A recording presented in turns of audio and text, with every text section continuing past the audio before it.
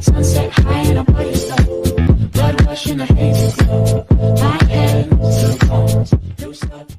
To reign was seated on the throne. He killed off Baasha's whole family. He did not spare a single male, whether relative or friend. So Zimri destroyed the whole family of Baasha in accordance with the word of the Lord spoken against Baasha through the prophet Jehu, because of all the sins Baasha and his son Elah had committed and had caused Israel to commit. So they aroused by the anger of the Lord, the God of Israel, by their worthless idols. As for the other events of Elah's reign and all he did, are they not written in the book of the annals of the kings of Israel? Zimri, king of Israel. In the 27th year of Asa, king of Judah, Zimri reigned in Tirzah 7 days. The army was encamped near Gibbethon, a Philistine town, and the Israelites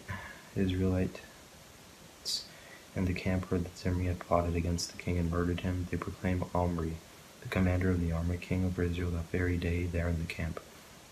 Then Omri and all the Israelites with him withdrew from Gibbethon and laid siege to Tirzah. When Zimri saw that day that the city was taken, he went into the citadel of the royal palace and set the palace on fire around him, so he died, because of the sins he had committed, doing evil in the eyes of the Lord and following the ways of Jeroboam, and committing the same sin Jeroboam had caused Israel to commit. As for the other events of Zimri's reign and the rebellion he carried out, are they not written in the book of annals of the kings of Israel? Omri, king of Israel. And then the people of Israel were split into 2 factions. Half supported Tibni, son of Ginath, king, and the other half supported Omri. But Omri's followers proved stronger than those of Tibni, son of Ginath, so Tibni died and Omri became king. In the 31st year of Asa, king of Judah, Omri became king of Israel, and he reigned 12 years. 6 of them in Tirzah. He brought the hill of Samaria from Shemer for 2 talents of silver and built a city on the hill, calling it Samaria, after Shemer, the name of the former owner of the hill. But Omri did evil in the eyes of the Lord and sinned more than all those before him. He followed completely the ways of Jeroboam, son of Nebat, committing the same sin Jeroboam had caused Israel to commit. So they aroused the anger of the Lord, the God of Israel, by their worthless idols. As for the other events of Omri's reign, what he did and the king, and the things he achieved, are they not written in the book of annals of the king of Israel? Omri rested with his ancestors and was buried in Samaria, and Ahab his son succeeded him as king. Ahab becomes king of Israel in the 38th year of Asa, king of Judah. Ahab, son of Omri, became king of Israel, and he reigned in Samaria over Israel 22 years. Ahab, son of Omri, did more evil in the eyes of the Lord than any of those before him. He not only considered it trivial to commit the sins of Jeroboam, son of Nebat, but he also married Jezebel, daughter of Ethbaal, king of the Sidonians, and began to serve Baal and worship him. He set up an altar for Baal in the temple of Baal that he built for Samaria.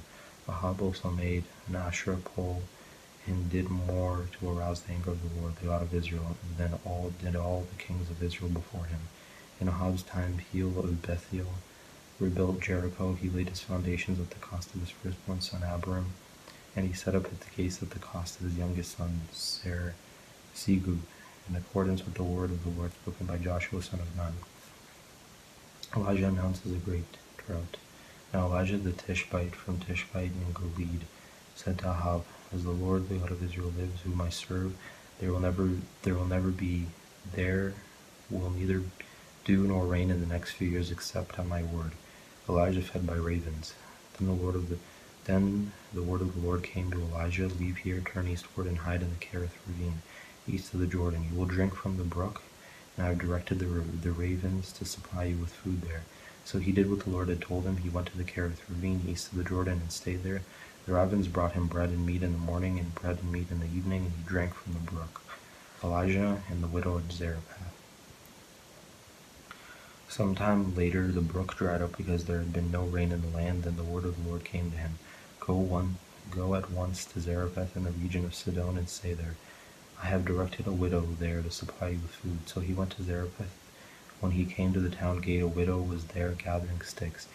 He called to her and asked, "Will you bring me a little water in a jar so I may have a drink?"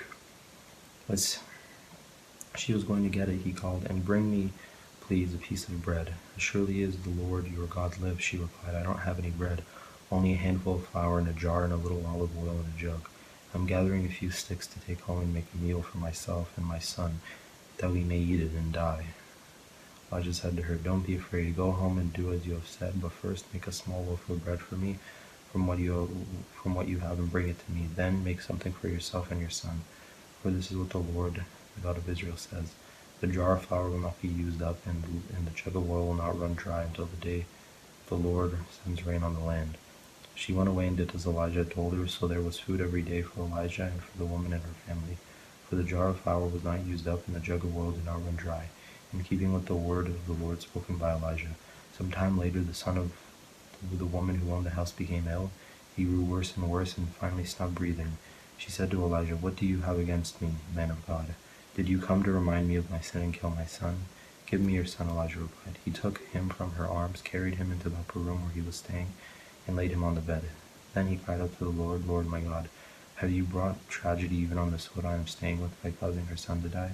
Then he stretched himself out on the boy 3 times and cried out to the Lord, Lord my God, let this boy's life return to him. The Lord heard Elijah's cry, and the boy's life returned to him, and he lived. Elijah picked up the child and carried him down into the room into the house, and he gave him to his mother and said, Look, your son is alive. Then the woman said to Elijah, Now I know that you are a man of God, and that the word of the Lord from your mouth is the truth. Elijah and Obadiah. After a long time in the 3rd year, the word of the Lord came to Elijah, Go and present yourself to Ahab, and I will send rain on the land. So Elijah went to present himself to Ahab. Now the famine was severe in Samaria, and Ahab had summoned Obadiah, his palace administrator. Obadiah was a devout believer in the Lord, while Jezebel was killing off the Lord's prophets. Obadiah had taken 100 prophets and hidden them in 2 caves, 50 in each, and supplied them with food and water. Ahab had said to Obadiah, Go through the land to all the springs and valleys. Maybe we can find some grass to keep the horses and mules alive, so we will not have to kill any of our animals.